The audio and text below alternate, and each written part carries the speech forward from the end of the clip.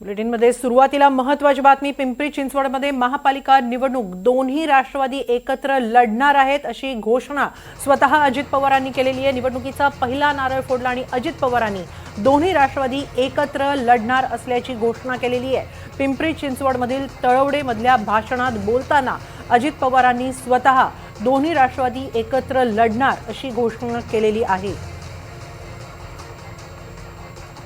पिंपरी चिंचवडमध्ये उमेदवारी लढवत असताना त्यामध्ये राष्ट्रवादी काँग्रेस पक्ष म्हणजे घड्याळ आणि तुतारी हे एकत्रपणे निवडणुकीला सामोरं जात आहे।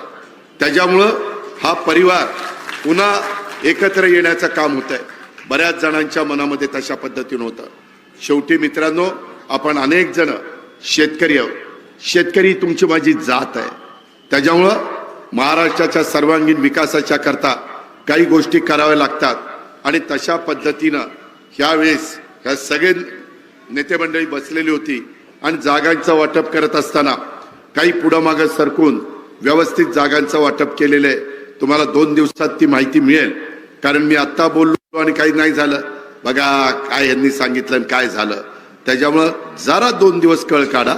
2 दिवसांनी तुम्हाला काय समजायचं ते सगळं समजेल। या संदर्भात अधिक माहिती घेऊया आमचे प्रतिनिधी सूरज कसबे यांच्याकडून। सूरज, स्वतः अजित पवारांनी आता घोषणा केली, त्यामुळे पिंपरी चिंचवडमध्ये दोन्ही राष्ट्रवादींच्या एकत्र लढण्याचा मार्ग मोकळा झालेला आहे। काय अधिक माहिती?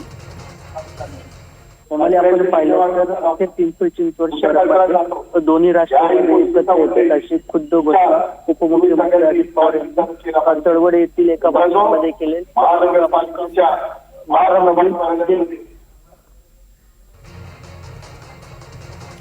धन्यवाद सूरज, आपण दिलेल्या या सविस्तर माहितीबद्दल। पिंपरी चिंचवडमध्ये आता अखेर दोन्ही राष्ट्रवादी एकत्र लढणार। स्वतः अजित पवारांनी या युतीची घोषणा केलेली आहे, त्यामुळे आता दोन्ही राष्ट्रवादींच्या निवडणुकीतल्या रणनीतीकडे आता लक्ष असेल।